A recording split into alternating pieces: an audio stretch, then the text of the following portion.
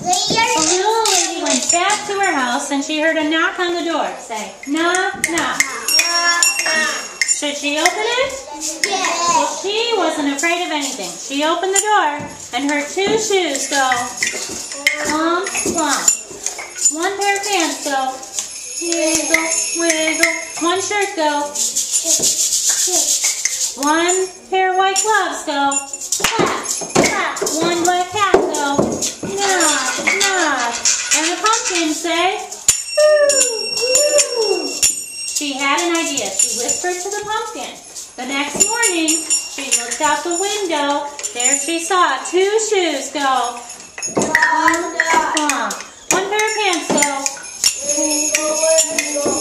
One shirt go. One pair of gloves go. One hat go. And one pumpkin head go.